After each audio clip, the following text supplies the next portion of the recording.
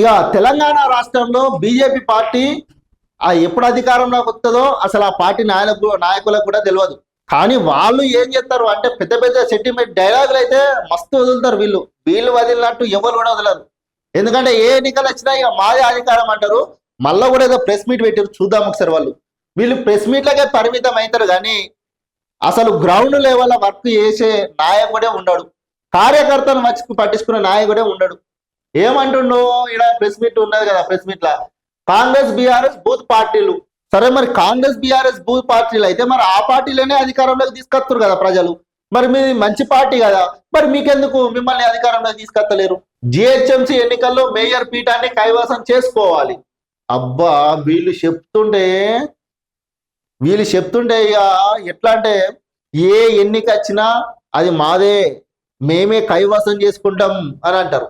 ఇప్పుడు మేయర్ పీఠాన్ని కైవసం చేసుకోవాలంటారు. అవుతుందా మీతో? అసలు ఫస్ట్ మీరు కార్యకర్తలను గుర్తించుర్రి. పని చేస్తున్న కార్యకర్తను కాపాడుకునే పని మన బీజేపీ పార్టీ చేయ్యి. ఏ కార్యకర్తకు అండగా ఉంటారు మీరు? అసలు కార్యకర్తలను మీరు పట్టించుకుంటారా బీజేపీ పార్టీ? అందుకు అంతా కలిసి కట్టుగా కృషి చేయాలి.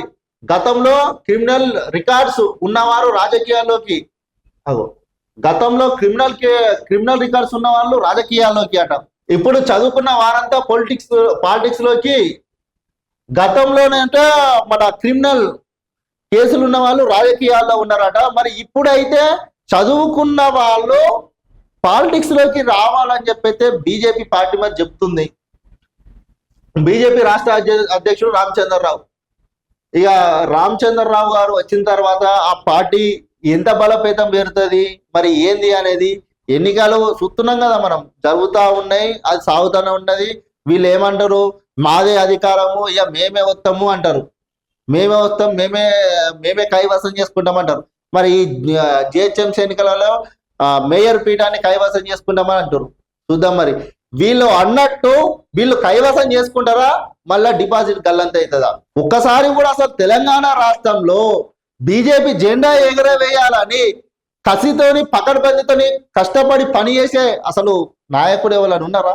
ఇంతవరకు తెలంగాణ రాష్ట్రంలో బీజేపీ పార్టీ జెండా ఎగురుతుందా? ఒకనొకప్పుడు ఆ పార్టీ కొంచెం ఊపందే వరకు కథం అధ్యక్షుడు చేంజ్ చేస్తారు. అంటే ఎవరి దగ్గర ఉంది లోపం? బీజేపీ పార్టీకి ఇట్లా మొత్తం బలం నుంచి మొత్తం బలహీనత కావడానికి కారణం ఎవరు? మరి చూద్దాం. మరి వీళ్ళు మేయర్ పీఠాన్ని కైవసం చేసుకుంటా అంటారు. చేసుకుంటారో చేసుకోరో చూద్దాం మరి ఎన్నికలు అయిపోయినాక.